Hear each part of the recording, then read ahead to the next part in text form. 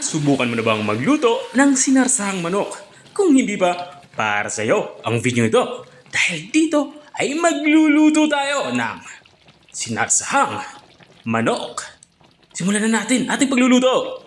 Unang gagawin natin dito ay magpapainit tayo ng kawali. At nang uminit na, lagyan natin to ng kaunting mantika. At kapag uminit na yung mantika, magsisimula na nga tayong magisa. Unang inilagay ko dito, itong ating bawang. Susunod ko na din itong ating sibuyas. Pulang sibuyas yung gagamitin natin dito. Pero pwede kayong gumamit dito ng puting sibuyas.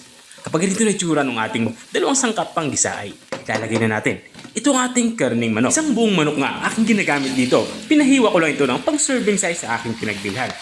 Ang gagawin natin dito ay isisir natin itong ating karning manok hanggang sa mag light brown ang kulay ng balat ito. Katulad ng nakikita nyo. At kapag ganito na itsura niya, maglalagay na tayo dito ng mga pampalasa. Naglagay nga ako dito ng isang buong chicken tube. At naglalagay na din ako dito ng tomato paste. Ang gagawin natin dito, igigisa lang natin itong ating tomato paste para mabawasan yung asim nito dahil concentrated ito, kaya maasim. At kapag nagisa na natin ito ng bahagya, ay halo na natin ito dito sa ating sinisir na karning manok, katulad ng nakikita nyo. At kung nanonood ka pa rin hanggang dito sa parte ng aking video, ibig sabihin ay nag-enjoy ka. Baka pwede mo naman i-comment kung tasa ka para alam ko kung hanggang saan umabot ang aking video. Balik tayo dito sa ating nilulutong ulam. Naglagay na nga ako dito ng black pepper or pamintang durog. At nilagyan ko na din ito ng tomato sauce. At sa parteng ito ay naglalagay na ako ng tubig. Ito naman yung magiging sabaw niya.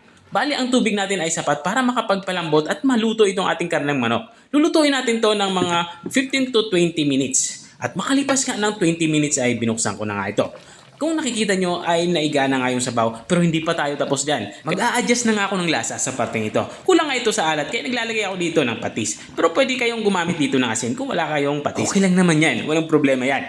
At magdadagdag na din ako dito ng black pepper. Mas maraming black pepper or pamintang durog mas masarap. At para naman pambalansin ng lasa, naglalagay ako dito ng asukal. Puting asukal yung ginagamit ko dito pero pwede kayong gumamit dito ng brown sugar. Walang problema yan.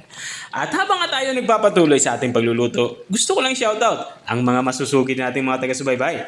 Big shoutout nga kay Sir Jake Atole. Shoutout din kay Sir Normie Magabilin. At shoutout din kay Ma'am Eva Tugade ng Rojas City. At maraming salamat din sa mga walang sawang nanonood at nakasubaybay dito sa aking channel. Balik tayo dito sa ating nilulutong ulam. Dito nga sa part nito ay lutong-luto na nga yung ating ulam pananghalian. Ito na nga yung ating sinarsahang manok.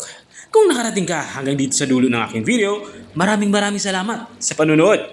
At kung nagustuhan mo naman yung bago nating recipe ibinahagi, baka pwede mo naman to i-share. O siya, hanggang dito na lang ako. Kita-kita ulit sa mga susunod kong mga videos. Paalam! Bye-bye!